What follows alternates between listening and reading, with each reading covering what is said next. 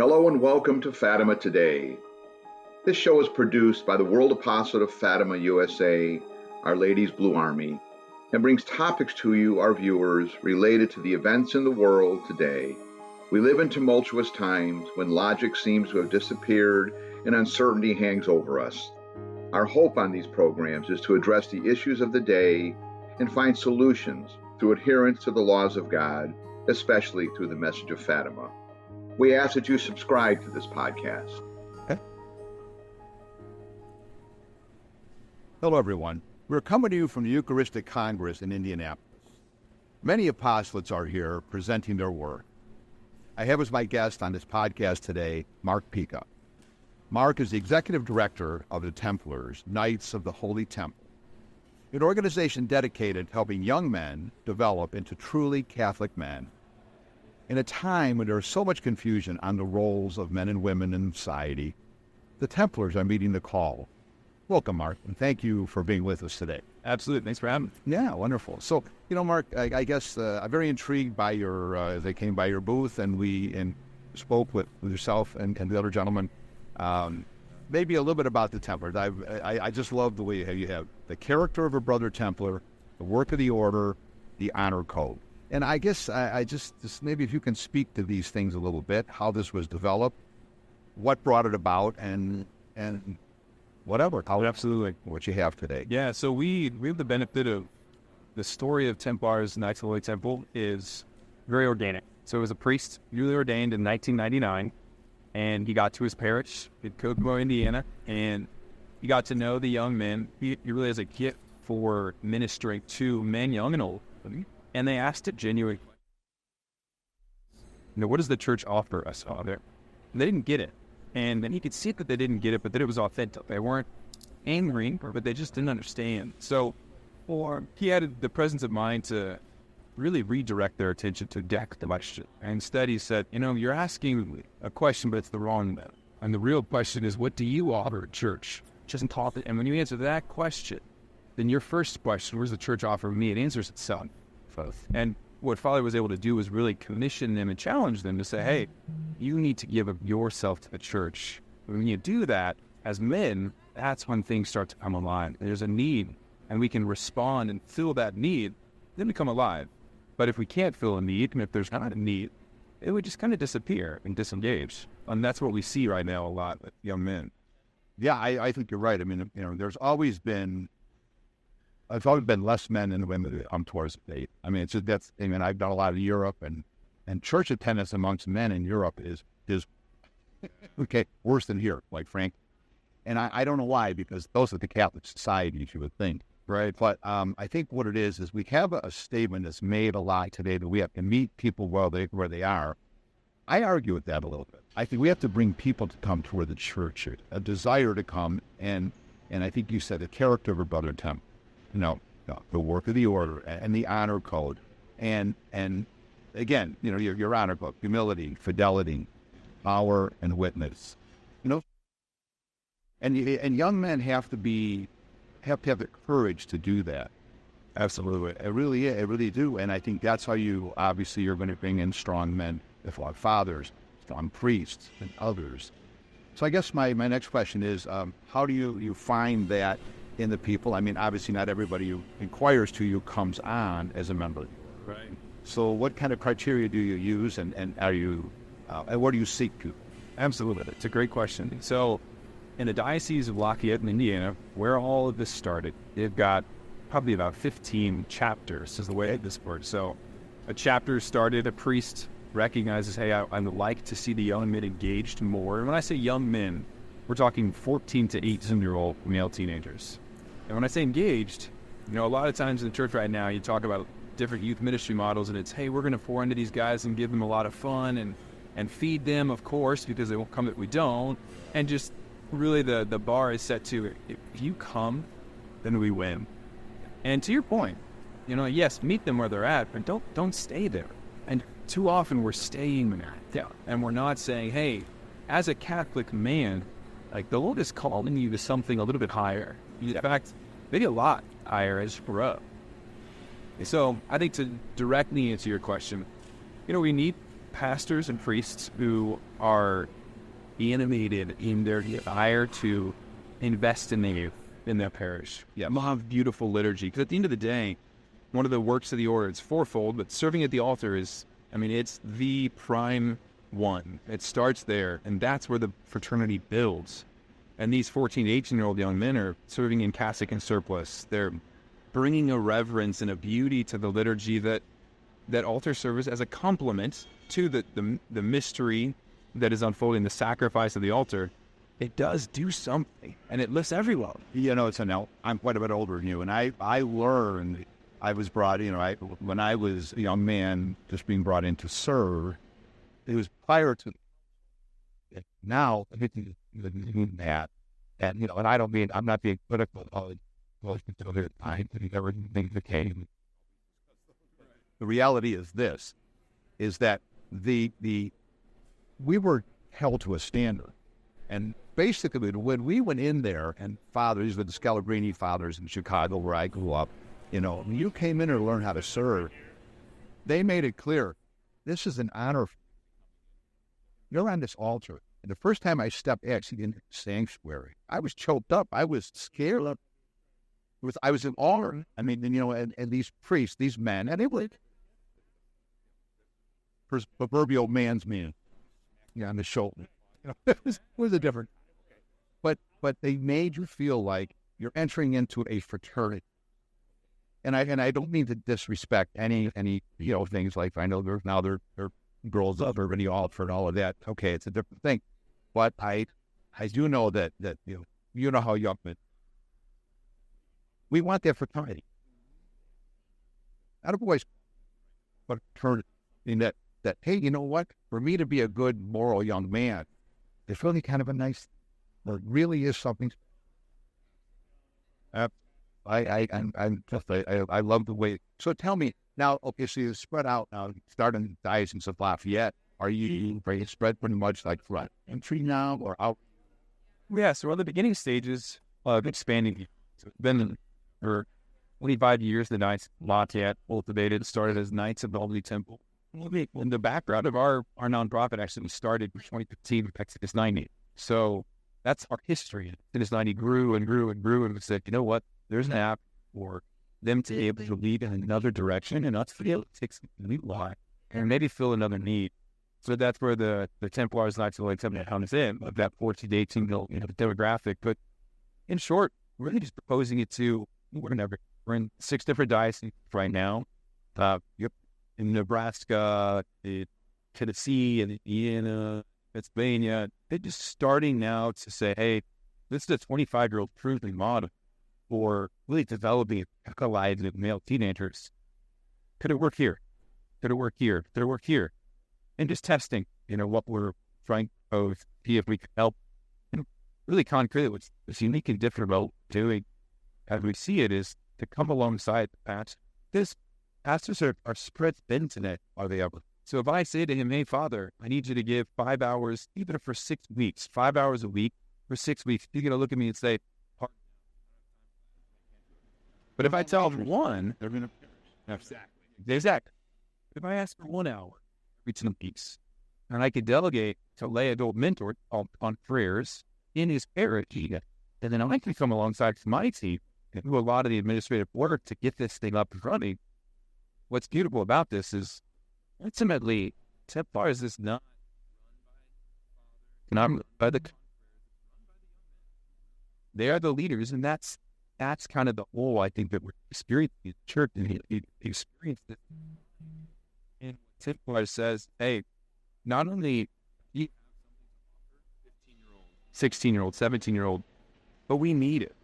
And in fact, we suffer, and we have suffered for a long time without you. Yeah. And there's a space that is yours, and we're not patronizing you. This isn't like pretend. This is real and authentic, and we need you. Yeah, that's the thing. We, of course, as well, apostolate of Fatima, the Blue Army, we've been around for 70-some years now, 1947. And we go into many parishes. We're a public association with faith in the church, so we do a lot with the bishop, with the priest. And we go into a diocese, we go into a parish. You can bring your statue, is it? This new Virgin that's behind us. We go in there. We say, okay, Father, we'll come to your parish. Set it up. He doesn't have the time. Okay? But we'll walk in there, Father, please, give us the permission to come in. And we will do the heavy lifting. That's what priests need, especially in these days. When I was young, there were parishes that had 4, 3, 4, 5 priests. So, the pastor, and then there was the associate pastor, and there may be, a young, newly ordained preacher or something. Well, it's always a priest, and they were able. Okay. Well, it's not the case now. We have obviously the diminished number of vocations, and it's I don't know. I just think this is where we have we are the laity. I had a conversation with the bishop, or the dear friend, just the other day about this, where I'm talking about so many things and the way the church gets attacked, all that is happening. And like I said, maybe, Your Excellency, maybe it is more on us to straighten. And I said it is. He said, because one, he says, in society, we, as the hierarchy, don't even have the credibility we used to have. Okay? Now, a lot of it, there's blame all over the place for that. But he said, you need to fight the church. Then you encourage the hierarchy to do their job because they know that you're behind them, for one. Okay? And this is what I see with your organization. Young men say, okay, Father, in Your Excellency, what can we do to support the church and make it birth and make it strong and make it what it was? Yeah. Because I recall this, again, as a young man growing up in the Archdiocese of Chicago, there were 500 Catholic parishes in the Archdiocese of Oakland. Well, it's down to less than half that now. But we were Catholic. The city was Catholic, and I think in a lot of other New York and St. Louis, you find these other places where the Catholic Church was a powerhouse. And I think maybe we became victims of our own success, if you will. And now we're in a church very different. Pope Benedict, back when he was Father Ratz, they had fiction about, you know what I'm talking about? He said, we're looking at a smaller church. He saw that vision of this sort of a sinking in, coming up with this. But he said, this new church tending up, it would shout at the people. And I think that's us. That's where we are today. We have to make that. And the fact that we even need Eucharistic revival speaks to that dimension. But I think it's great. I think we can be a real powerhouse. We'll be more dedicated. Like the apostles. They didn't have a structure. I think we're maybe not quite diminished to that point, but we certainly are not what we used to be. Yeah, absolutely. I'm with you completely. That was the exact quote that came to my mind. The new springtime in the church is maybe smaller. Yeah, because it's more or older. And I really see that in your organization. And what are your numbers now, basically throughout? Do you have a lot of young men that have signed up? So we're in what we're calling a beta test. So that's a kind of a tricky thing to hear. Like, wow, I thought it was 25 years old. Well, 25 years old in the Diocese of Lafayette. Yeah. But what we experienced, when we started familiarizing ourselves with, okay, what's happening, what's worked, what's not worked, the way that this was spreading was a 65-page PDF that priests would just forward to each other by email. And the barrier to entry was just so obscene. So it's been around for 25 years, but really there's only 20 to 25 chapters before our nonprofit started putting some energy behind this.